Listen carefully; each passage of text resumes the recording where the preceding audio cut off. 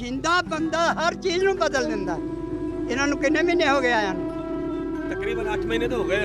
8 महीने हो गए, तो 8 महीनों कुछ भी नहीं हो सकिया, सिर्फ गल्ला ही पर हो गई। वो संभालो मेरे भाइयों, वक्त अखीरी आए ने। आग सुनावे गामा नूरा, भुखा सुता टब्बर पूरा। ढिड विच पिया भौंके कतूरा, गमा ने महंगाई ने खून सुखाए ने। वो संभालो मेरे भाइयों, लोटे हुक्मरान तख्ते आए ने। आग सुनावे नूरा तेली, मुखते बदले वेची ले ली, भुखे बाल रजाए ने। वो संभालो मेरे भाइयों, बेवकूफ़ हुक्मरान तख्ते आए ने।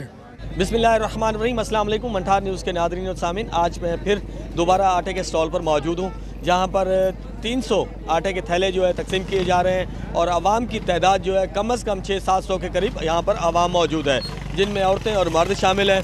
तो आवाम का ये मुतालबा है कि 300 थैली से यहाँ इस बंगला मंठार के इलाके का जो है गुजारा नहीं होता। हम डिप्टी कमिश्नर रहीम यार खान से पुरज़ोर अपील करते हैं कि थैलों की तादाद जो है वो बढ़ाई जाए, कम से कम जो है 400-500 थैली जो है बंगला मंठार के लिए मुख्तस की जाए, क्योंकि ये बहुत ज़्यादा इलाका है। इस इलाके के लिए इतनी कम तादाद में आटा जो है यहाँ के इलाका मकीनों को पूरा नहीं आता।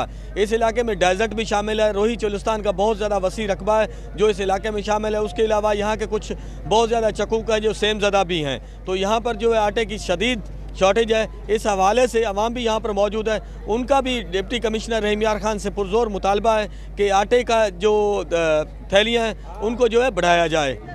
बिस्मिल्लाहिर्रहमानिर्रहीम। पाकिस्तान एक ज़री मुल्क है, इसके हालात देखें। आटे की खरीदारी के लिए लोग लाइनों में लगे हुए हैं और एटमी पावर भी है। हुक्मरानों ने अपनी जायदादें बना कर मुल्क को कंगला कर दिया है, मुल्क की हालात की तरफ कोई तवज्जो नहीं दे रहे। गरीब आवाम ज़लील ख्वार हो रही है आटे के लिए। हुक्मरानों को चाहिए कि आटा वाफिर मिकदार में फराहम करें। जी, मेरे साथ यहाँ पर एक बुजुर्ग भी मौजूद है, इनसे जानते हैं कि वो इस हवाले से क्या कहते हैं। जी बाबा जी।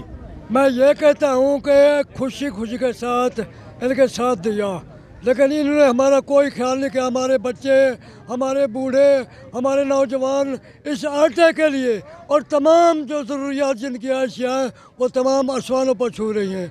हम कहाँ जाएं? एक दिन की एक रात की रोटी नहीं मिलती।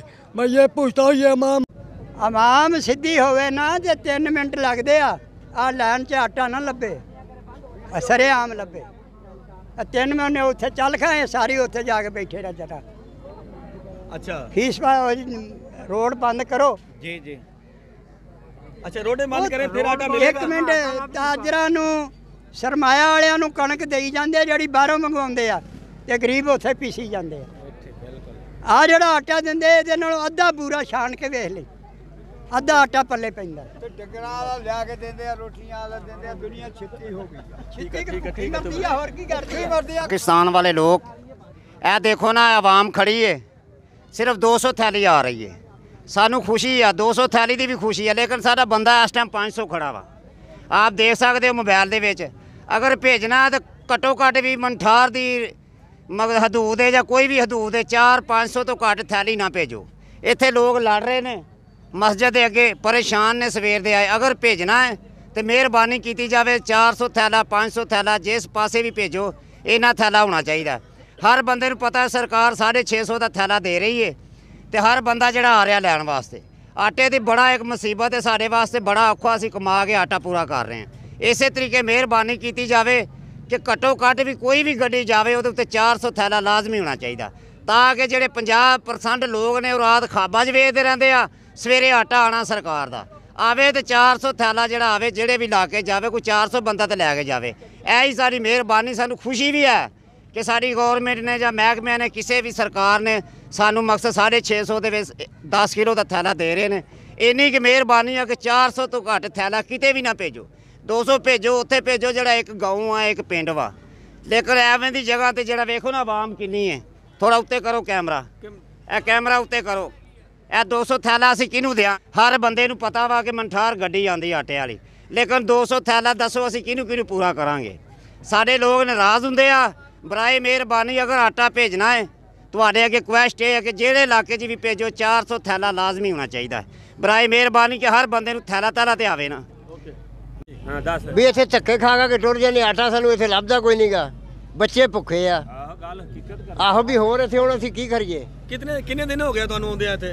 मैनू अजे 5-6 दिन हो गए आउंदे नूं। ਤੇ ਆਟਾ ਤੁਹਾਨੂੰ ਮਿਲਦਾ ਨਹੀਂ ਆਟਾ ਮਿਲਿਆ ਅੱਗੇ।